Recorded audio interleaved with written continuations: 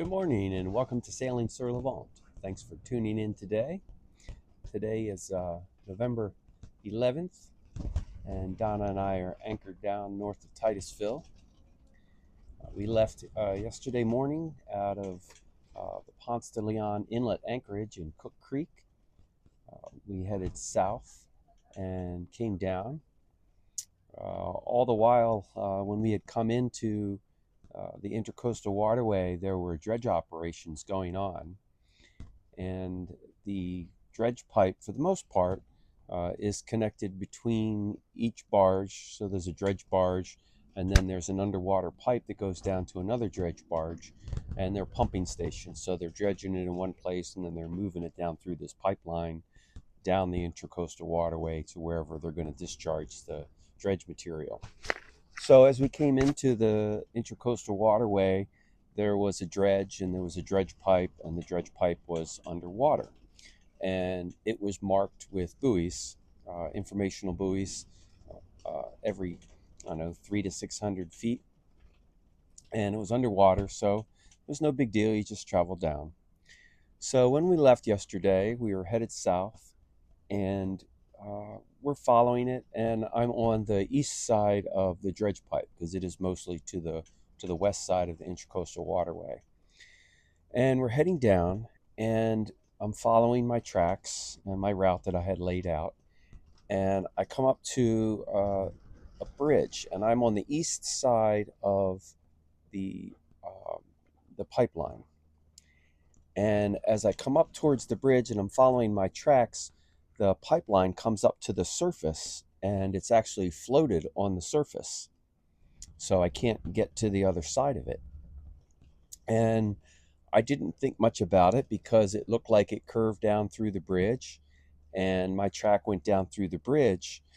But then as I got a little bit closer, I realized that the floating pipeline wasn't going through the main span of the bridge that I should be passing through. And it's a 65-foot fixed clearance bridge. So it's not a drawbridge, it's a fixed clearance bridge. We call them high bridges on the ICW. So with a 54-foot mast, I can easily pass underneath of it. But that's the main bridge, the main span.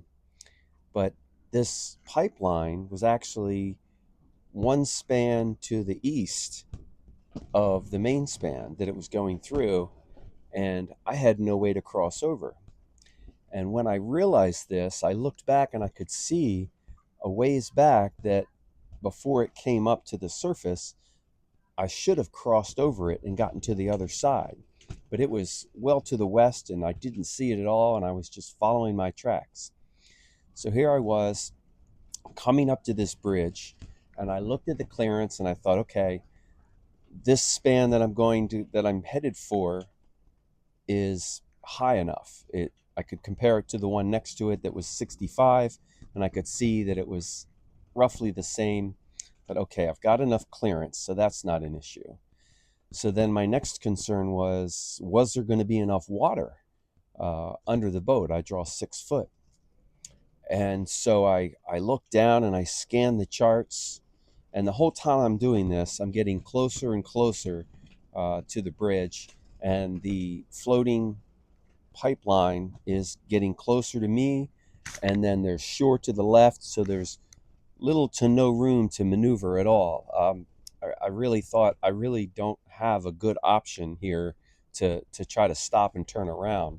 I'm traveling, and there's a current behind me that's running a knot and a half, pretty good current. And if I were to try to turn, that would carry me down as I try to turn, and I had very little room to turn. So as I said, I was looking for the depths, and I could see the depths up through the bridge were 9 feet. So I thought, okay, I've got plenty of depth to get through. So then my next concern was, okay, is there going to be enough room between the bridge pylon and the dredge pipe to get through? And that question remained as I got to the point of no return. And I got in, and I just kept it going as slow as I could while maintaining steerage. As I said, I had a following current that was helping me along. And so I got through, and there was about a foot of clearance on either side of the vessel between the bridge pylon and the pipe. And as I got through, uh, there was still sufficient water. I could see a sailboat anchored there, so I thought, okay, if he's anchored there, there must be at least a little bit of water. And fortunate for me, the pipeline then went back underwater, and I was able to cut over to the west, which I did immediately, to head back to the main channel. Much too much excitement for that time of morning, but it all worked out to the better. So then we went down. We continued south into the Mosquito Lagoon, and then down at the end of Mosquito Lagoon, there is a canal that cuts across called Crossover Canal, cuts over to the Indian River. And right in the middle of that canal is a drawbridge, crossover bridge canal, or crossover canal bridge. And the operator on that bridge is very good timing. You don't even have to slow down. He opens the bridge as you come to it, and you can just continue on your way.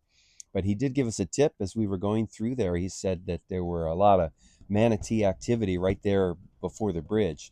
So as we came through, I called Donna up on deck, and as we were getting up to the bridge, off to starboard, there were manatees surfacing in the water, and we could see them there. You can't really see a whole lot because they're mostly underwater animals, but we could see their tails flipping as they came up and got air, and as we went through the bridge. So we went through the bridge and on across to the Indian River, and we continued to travel west across the Indian River. And then when we got to the far shore, we turned south and went down through the Nassau Railroad Bridge, which is always in the up position. And then immediately after we get the bridge, and I can show you the bridge right out there. So we came through the bridge and we immediately turned right, as you can see, to the west. And there's just a little pocket right here of some deep water. It's a little shallow getting in. There's a little spot that's shallow getting in, but I just went real slow in case I would run aground. I could just back off of it. But fortunately, we didn't. We saw about 7 foot of water, which is a foot more than I need to get into this little area. And then in this area, it's about 8 to 10 feet.